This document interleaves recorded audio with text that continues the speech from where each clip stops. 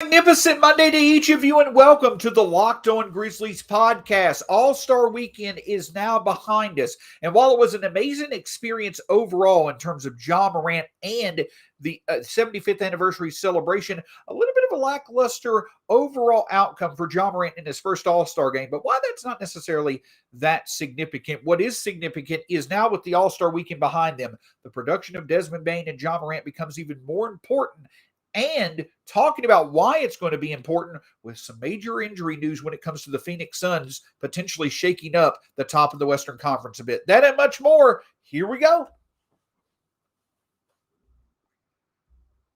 Now here we go. You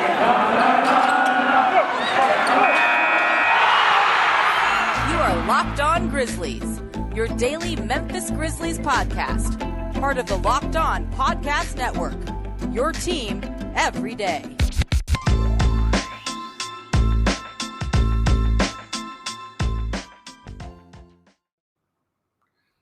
Welcome, one and all, to the Locked On Grizzlies podcast. My name is Shawn Coleman. As always, it's a pleasure to be with you.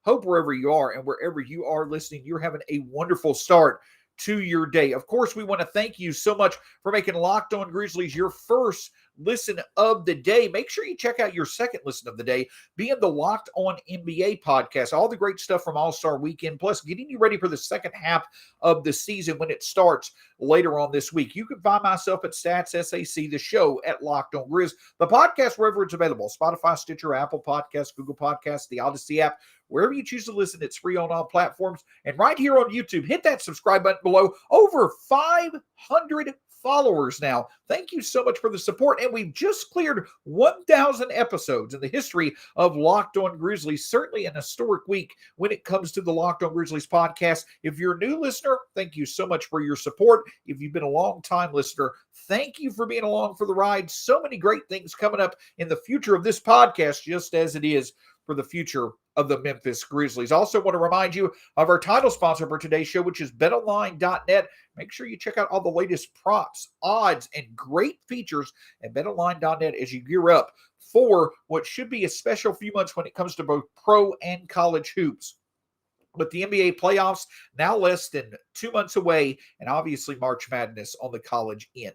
So the All-Star game was last night, and just how awesome of an experience was it, especially coming off a very lackluster overall experience from Saturday night. Unfortunately, the slam dunk contest was once again just, stuck out like a sore thumb.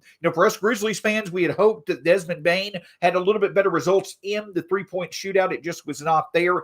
But last night was absolutely spectacular. Now, I will say, and we'll get into this in just a moment, the overall performance from Ja Morant, nothing against his performance when he was on the court, there just wasn't much of him. Not as much of him as we certainly had hoped there would be, especially with him being voted in as a starter and being featured in the pregame festivities when it came to media sessions and when it came to marketing, so on and so forth. We had hoped that Ja Morant would be a bit more of a focal point of the game. It just unfortunately did not work out that way. But before we get to that, let's obviously discuss, though, in general. I know that the 75th anniversary of the NBA really did not involve that much directly to do with the Grizzlies, just simply because the Grizzlies are one of the new franchises in the league. We obviously know that Ja Morant is probably the best talent that we've ever had in franchise history, and this is only his third year in the league. So the Grizzlies did not have a lot of direct impact on the overall celebration that was the 75th anniversary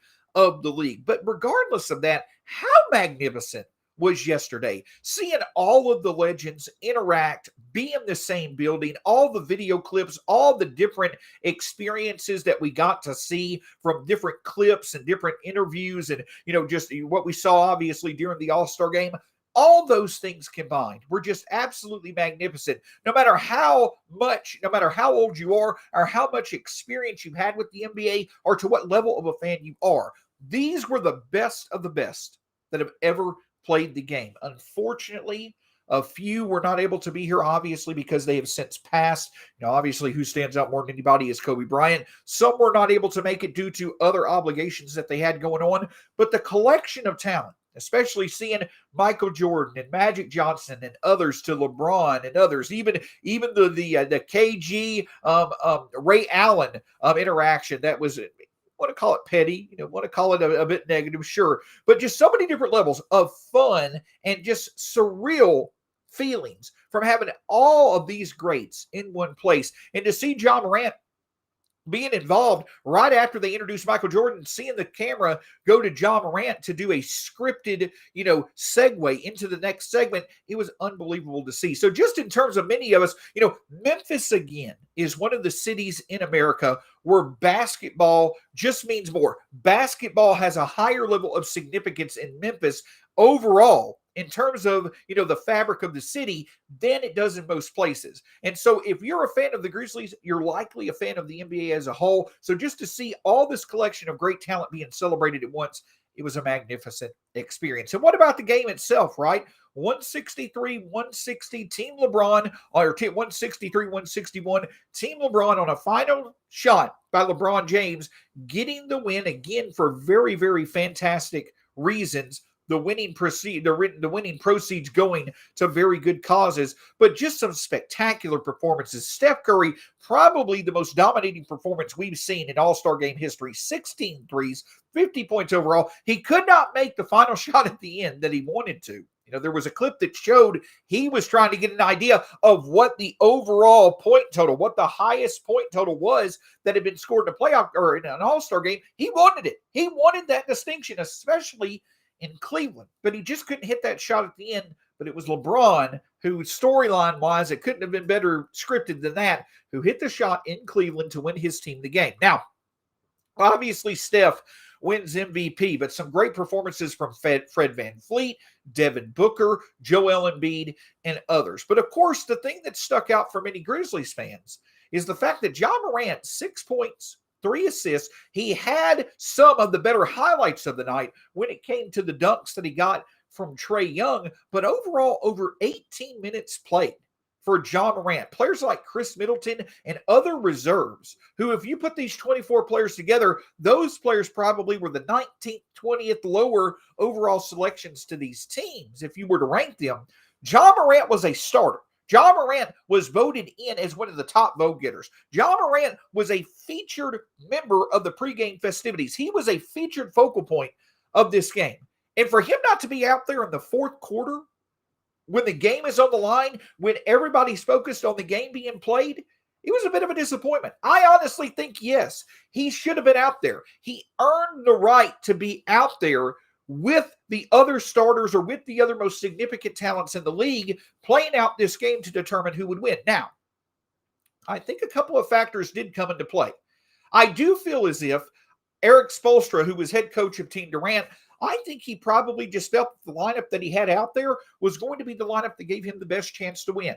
Let's be honest, the guards that were out there, they certainly were being productive. I think that is, there's sense in that. I still don't let that get in the way of putting Ja Morant out there with him being the attraction he could be and giving him chances to be that attraction. I don't think that you should take away from the entertainment value that is the All-Star game to pursue the strategy of a win. I don't think that's what the All-Star game is for, but I can kind of understand where Spoelstra is coming from. I also feel that Ja kind of got lost in the shuffle a bit. If you look at the team that he was on, you had Trae Young, you had DeJounte Murray, you had LaMelo Ball, you had Devin Booker, you obviously had Ja himself. The thing that I'm getting at is you had a team that was loaded with guards. And unfortunately for Ja's case, he kind of got lost in the shuffle because when those guards were in, they were productive. Perhaps Ja was a bit too unselfish. Perhaps he should have been a bit more selfish, should have created a bit more for his own. When the ball got to him, should have done a little bit more to create the highlights, to create the opportunities that many of us were hoping to see. I'm not meaning that as a negative towards Ja. It just seems like that may be something to take into consideration in future All-Star games, that every opportunity you get, make the most of it for you.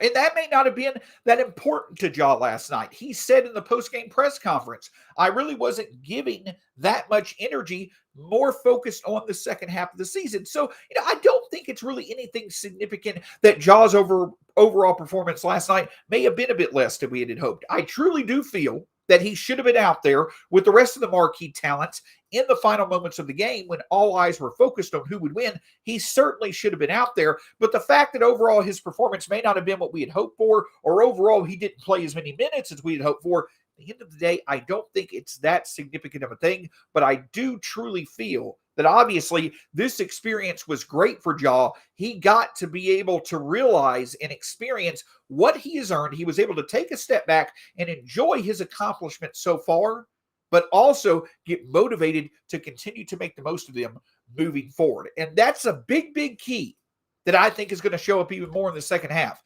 Desmond Bane and Ja Morant, they had their fun, their well-earned fun this weekend. They deserve to be in the spotlight, and they shined in the spotlight on several occasions this weekend. But now, the ultimate focus, the only focus for those two in leading this team, especially the offense, is the postseason.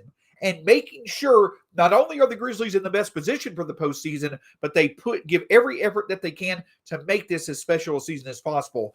We'll discuss that in just a moment. But before we do, I also want to talk with you a bit about Built Bar. Built Bar is the protein bar that tastes like a candy bar. And listen, on any all-star team, you have 12 great options you could choose from. Well, at Built.com, you've got over 18 different great options you can choose from. Have it in the morning for breakfast, have it in the afternoon as a snack. But whenever you go to Built.com, put in the promo code LOCKED15 and you'll get 15% off your next order from Built Bar. Again, go to Built.com, put in the promo code LOCKED15 and get 15% off your next order from Built Bar.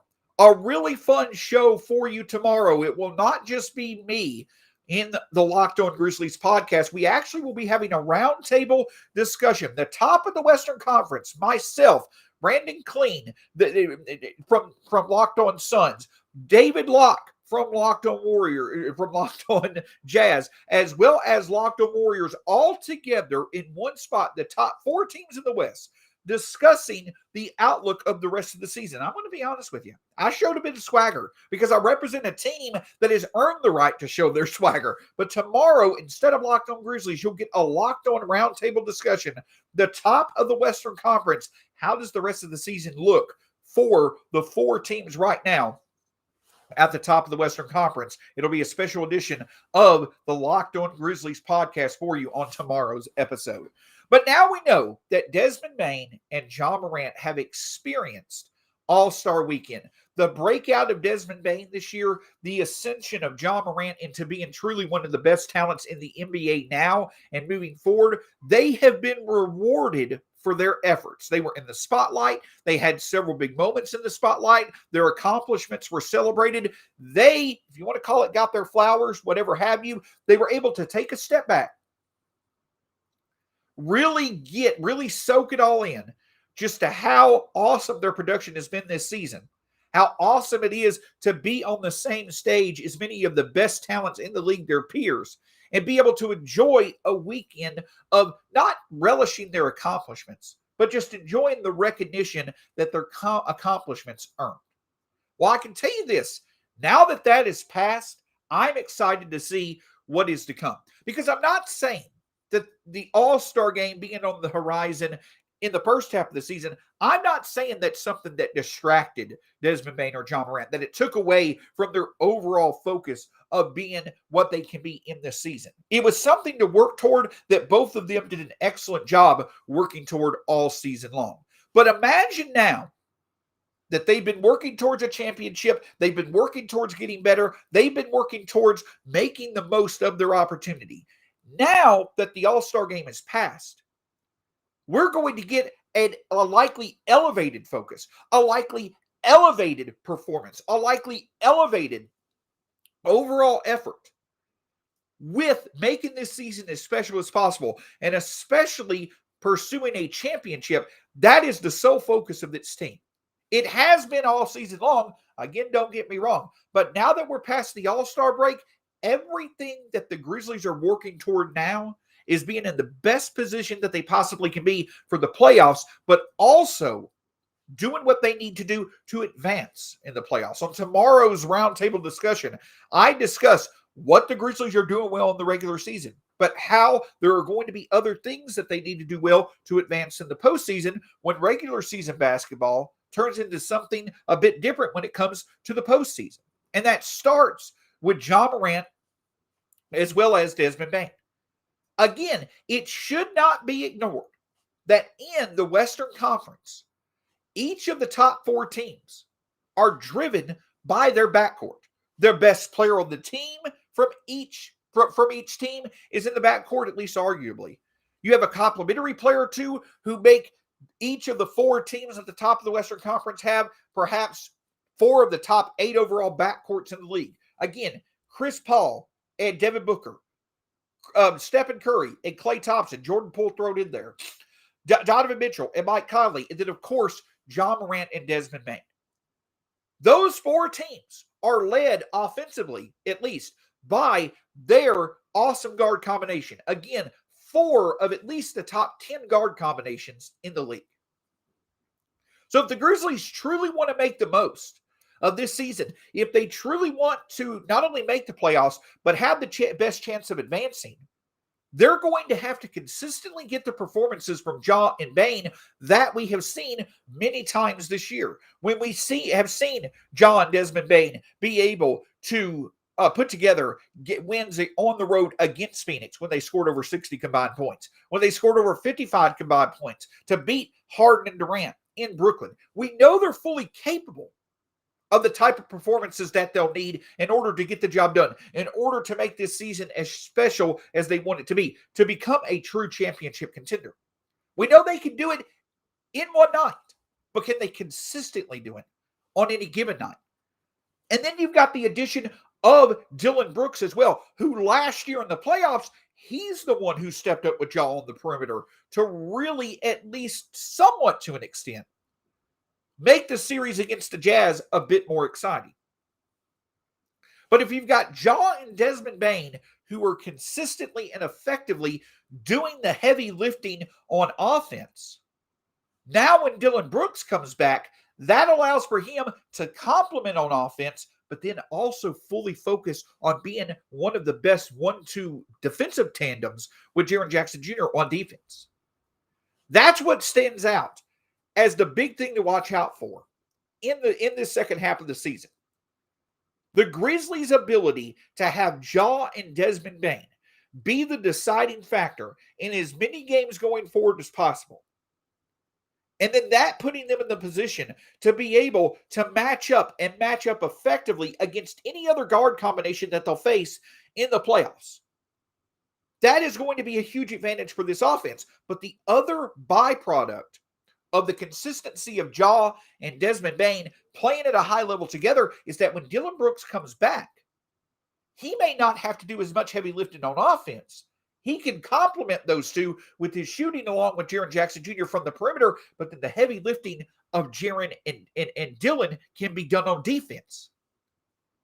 And it maximizes the potential of the Grizzlies' best offensive combination in Bane and Ja, and the Grizzlies' best defensive combination in Dillon and Jaren. It allows for those duos to be at their best, to be solely focused on where they make the biggest impact as a duo. Again, for the Grizzlies all season long, it's been one part of the roster doing their job to make it easier on the rest of the roster to do theirs. That once again shines through. Without a doubt, Ja Morant certainly has deserved all accolades, all recognition. Absolutely was a slam dunk as an all-star starter. Desmond Bane deserves all the recognition that he does as being one of the biggest rising stars in the league and now one of the best shooters. They've received that recognition. They've received that accolades. They have experienced, and rightfully so, the spotlight that comes with how special their efforts have been this season.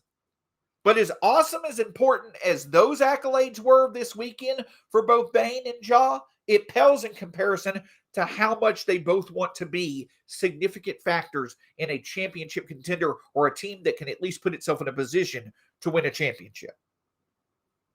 So the individual honors, the individual recognition were special. They were a great experience. They should not be forgotten.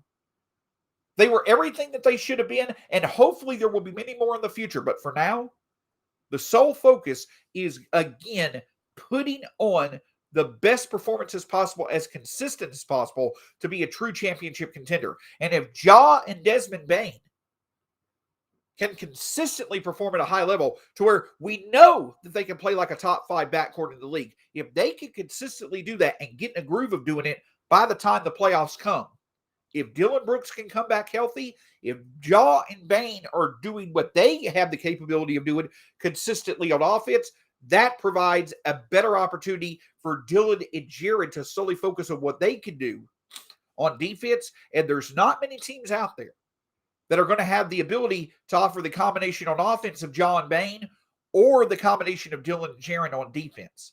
And that's what's going to put the Grizzlies in the best position to make the most of making this season as special as possible.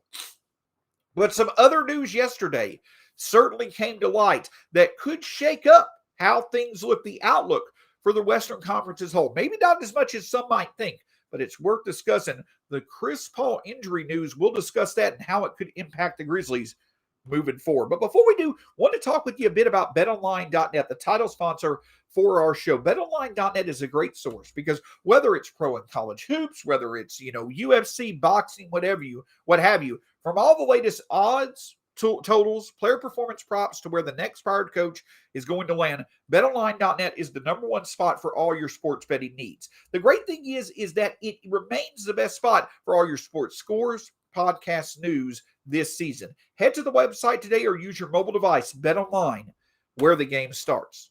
Of course, we want to thank you for making Locked On Grizzlies your first listen of the day. Again, tomorrow, atop of the Western Conference Roundtable, we recorded the show before the news of Chris Paul's injury came to light. But as you'll see from me and others, that is certainly a point that we looked at. If the Suns are going to make the most of what has been an outstanding season for them so far, they're going to have a healthy Chris Paul in place.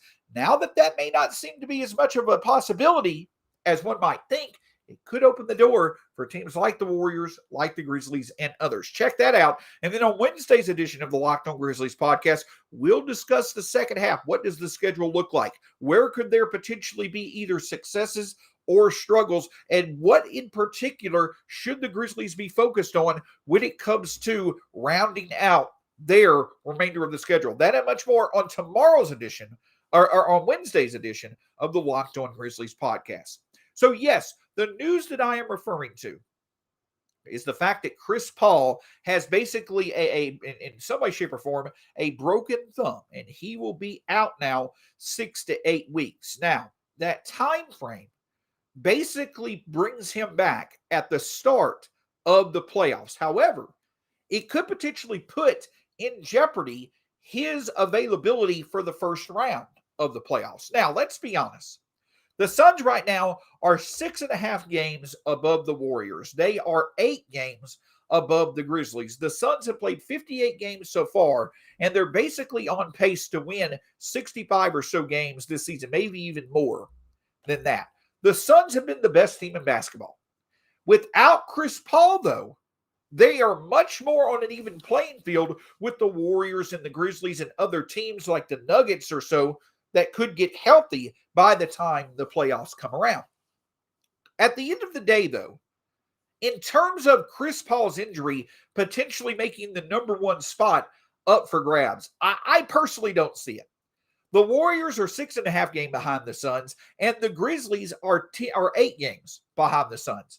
The Grizzlies also have played the second highest number of games in the first half of the season than any team that's in the top 10 of the Western Conference. Only the Clippers, who have played 61 games, have played more. So that just simply means the Grizzlies have less opportunity to make up ground, though they do have the easiest schedule remaining in the NBA. But I'm going to be honest with you. I'd rather the Grizzlies take advantage of the fact that they don't have as many games as other teams, take advantage of the fact that they should focus on getting as healthy as possible, getting as much chemistry and effectiveness and consistency as possible. I'd rather them focus on those aspects of things than really trying to push for the number one spot in the Western Conference. That's just me personally. And I think with the distance that is between the Grizzlies and the Suns right now, that probably makes the most sense. But where the Chris Paul injury does potentially come into play is, does this now potentially make it to where whatever first round matchup the Suns have, could this make the Suns have to go further into their series if Chris Paul is unavailable for the first few games? Could it make it to where the Suns are not as effective, or they're going to have to work harder in a first round series? That certainly is something to watch out for, because if that's the case, regardless of what potentially happens on the Grizzlies side, you do have one of their biggest obstacles to a Western Conference or even a finals run. You have that team now not having as easy a road as there is in front of them. Now, don't get me wrong. This isn't the same as if Ja Morant for the Grizzlies was out 6 to 8 weeks, where you had a young team who was by far losing its best player, and a young player in Ja Morant who would be coming off an injury without much previous experience. Chris Paul has done this time and time again. He's come back from major injuries late in the season before. So in terms of his turnaround time to need to get back to full 100% or get acclimated or what have you, I don't think it's going to have to be that long for him because of the experience that he has. But again, this does bring to light the fact that Chris Paul's ability to stay healthy throughout an entire season is certainly something to question. The last 2 times, and I mentioned this on tomorrow's show, the last 2 times Chris Paul has truly had an opportunity at a title, him getting injured played a role in his team not being able to take full advantage of the opportunity that was ahead of them. And that seems to be a higher chance of happening this time around, now with him likely missing the rest of the regular season. Sure, he could probably come back, be just fine. It may work out to where, since he decided to go ahead and get it taken care of now, he could actually be even better than he was before if he's been playing with the injury for a while. But you could also potentially see his risk of getting re-injured be higher since he already is injured. Now, I'm not sitting here saying we should wish an injury on any player, but at the end of the day, that's part of the equation that plays into the playoff outlook for top teams in either conference. And it certainly could play into the Grizzlies' favor if for some reason we see the Suns without a Chris Paul at 100%. Now, it's very likely that this probably does not impact the Grizzlies until the Western Conference Finals if the Suns stay in that first spot. But if the Grizzlies can get a first-round matchup that they like, and they can make easy work of whoever they play, I don't think that's really going to happen. I think the Grizzlies' first-round matchup probably goes 6 or 7 games. But at the end of the day, while the Chris Paul injury may not have as much of an impact, may not shake up as much of the top of the Western Conference as many might think, due to the wiggle room or the level or the room for error that the Suns have right now with how big of a lead that they have, while it may not change things up that much in the regular season, it could certainly impact things for the positive for the Grizzlies to really make this a special season if they were to get past the first round, and then they were to find some way to defeat the Warriors or whomever in the second round. So that's a key thing to watch. A big thing to watch across the Western Conference moving forward is which teams are going to lose significant players to injuries. And you hope, to whomever, that that's not the Grizzlies. But also which teams are going to be getting players back. Which, in the Grizzlies' sake, that is Dillon Brooks. In the Warriors' sake, that's Draymond Green. In the Nuggets' sake, that's Jamal Murray, as well as Michael Porter Jr., in the Lakers' sake, Anthony Davis. In the Clippers' sake, Paul George and Kawhi Leonard, if they both come back.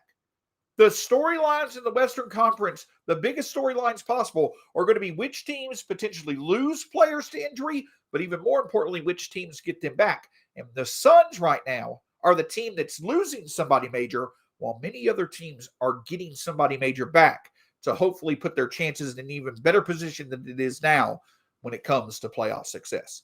So much to watch out for, besides obviously the Grizzlies games themselves, but a lot to enjoy and potentially there being even more of an emphasis on the Grizzlies being in the best position it possibly can be, health-wise and effectiveness-wise, when it comes to their play. What an outstanding weekend it was. What a great opportunity now for the Grizzlies to use that momentum to make the most of a second half and getting off to a great start. Tomorrow, instead of Locked On Grizzlies, you'll get a Locked On roundtable discussion from all 4 of the top teams in the Western Conference. And then on Wednesday, we'll do a second half of the season outlook before the Grizzlies get back into action on Thursday. Until then, have a great day. We'll talk to you again soon here on the Locked On Grizzlies podcast.